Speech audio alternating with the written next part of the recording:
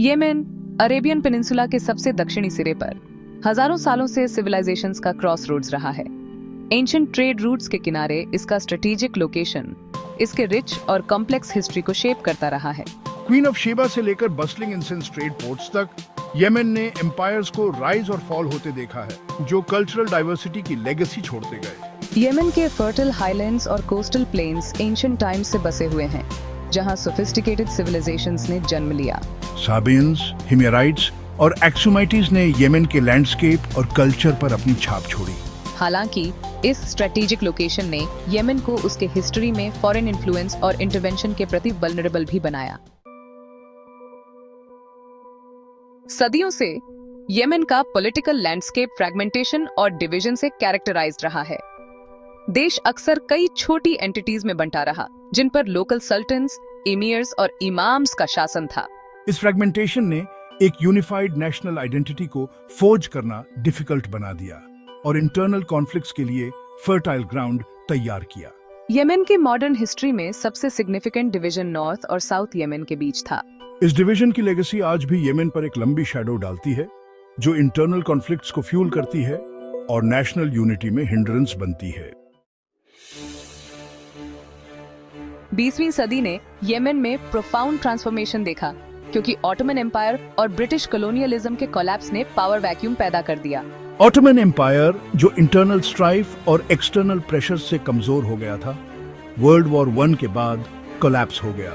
South में growing nationalist sentiment के सामने ब्रिटिश धीरे धीरे पीछे हट गए। इस पीरियड ने फ्यूचर कॉन्फ्लिक्ट्स के लिए ग्राउंड वर्क तैयार की, क्योंकि डीप सीटेड राइवलरीज और पॉलिटिकल डिविजन्स बनी रहीं।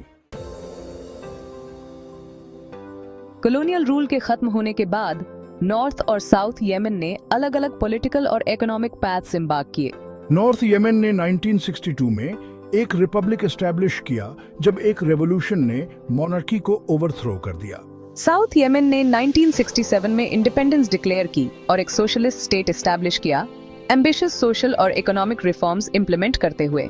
उनके डिफरेंट पाथ्स के बावजूद नॉर्थ और साउथ येमेन दोनों ने यूनिटी के लिए एक कॉमन एस्पिरेशन शेयर की।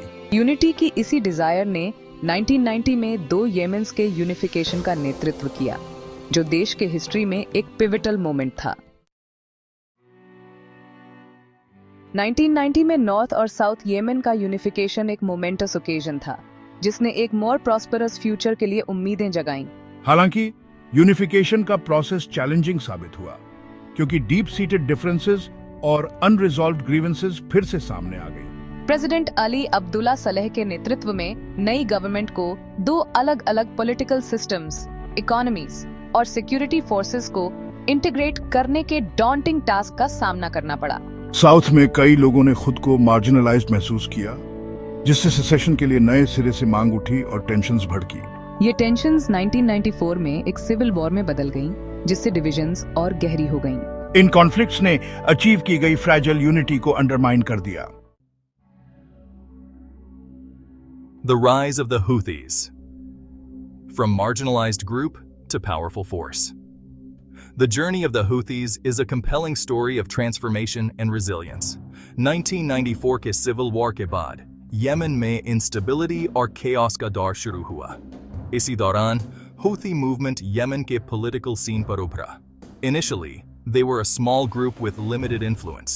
Houthis, जो northern येमेन का एक ज़ायदी शिया मुस्लिम ग्रुप है, centuries old traditions और beliefs को मानते हैं। उन्होंने महसूस किया कि central government द्वारा उन्हें systematically marginalized किया जा रहा है। Their grievances were not just political, but also socio-economic.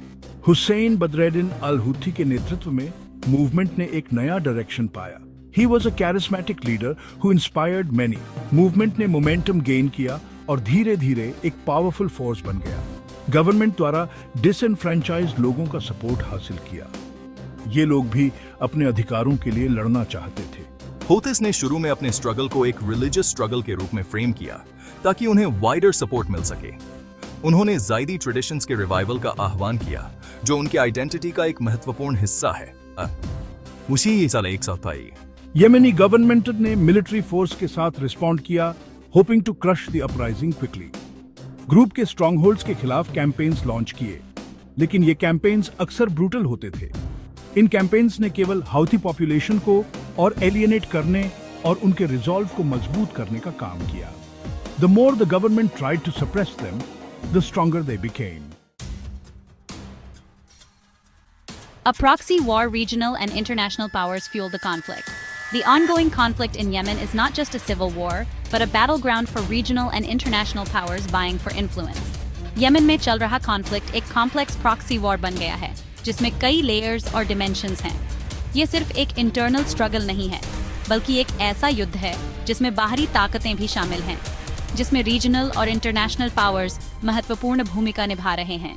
ये पावर्स अपने अपने जियोपॉलिटिकल इंटरेस्ट को साधने के लिए इस कॉन्फ्लिक्ट में शामिल हो गए हैं। सऊदी अरेबिया हाउथी मूवमेंट को अपनी नेशनल सिक्योरिटी के लिए एक सीरियस थ्रेट के रूप में देखता है। हुथीज के बढ़ते इन्फ्लुएंस को रोकने के लिए सऊदी अरेबिया ने कई डिफेंसिव मेजर्स अपनाए हैं। 2015 में सऊदी अरेबिया ने अरब स्टेट्स के एक कोalition का नेतृत्व करते हुए येमेन में एक मिलिट्री इंटरवेंशन लॉन्च किया। इस इंटरवेंशन का उद्देश्य हाउथी रेबल्स को कमजोर करना और येमेन की इंटरनेशनली रिकॉग्नाइज्ड गवर्नमेंट को सपोर्ट करना था। हुथीज के लिए ईरान का सपोर्ट हालांकि लिमिटेड है, लेकिन यह सपोर्ट उनके मिलिट्री कैपेबिलिटीज को एनहांस करने में मदद करता है। सऊदी लेड कोalition के खिलाफ उनके रेजिस्टेंस को सस्टेन करने में क्रूशल रहा है। ईरान का लॉजिस्टिकल और मिलिट्री सपोर्ट हुथीज को एक फॉर्मिडेबल फोर्स बनाता है। यूनाइटेड स्टेट्स ने शुरू में सऊदी लेड इंटरवेंशन का सपोर्ट किया था, प्रोवाइडिंग इंटेलिजेंस और मिलिट्री इक्विपमेंट, लेकिन सऊदी कैंपेन को इनेबल करने में अपनी रोल के लिए ग्रोइंग क्रिटिसिज्म का सामना करना पड़ा। इंटरनेशनल कम्युनिटी ने सिविलियन कैजुअलिटीज और ह्यूमैनिटेरियन क्राइसिस को लेकर अपनी कंसर्न्स जताई हैं। A nation in ruins, the devastating human cost of the Yemen war. The ongoing conflict has left cities in ruins, with countless families displaced and struggling to find shelter amidst the rubble.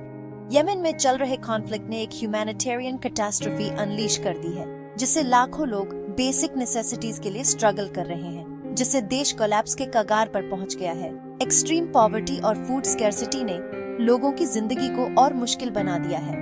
Conflict ने Yemen के infrastructure को तबाह कर दिया है, उसके health care system, water sanitation facilities और schools को भी बुरी तरह से प्रभावित किया है और इकोनॉमी को क्रिपल कर दिया है। मार्केट्स और बिजनेसेस बंद हो गए हैं, जिससे लाइवलीहुड्स पर गहरा असर पड़ा है। कॉन्फ्लिक्ट का बच्चों पर विशेष रूप से डेवास्टेटिंग इम्पैक्ट पड़ा है, जो सबसे वल्नरेबल विक्टिम्स हैं। मेलन्यूट्रिशन और लैक ऑफ मेडिकल केयर ने उनकी स्थिति को और भी गंभीर बना दिया है। इंटरनेशनल कम्युनिटी का एक मॉरल इम्पेरेटिव है कि वह येमेन में ब्लडशेड को खत्म करने और उसके लोगों की सफरिंग को कम करने के लिए डिसाइसिवली एक्ट करे।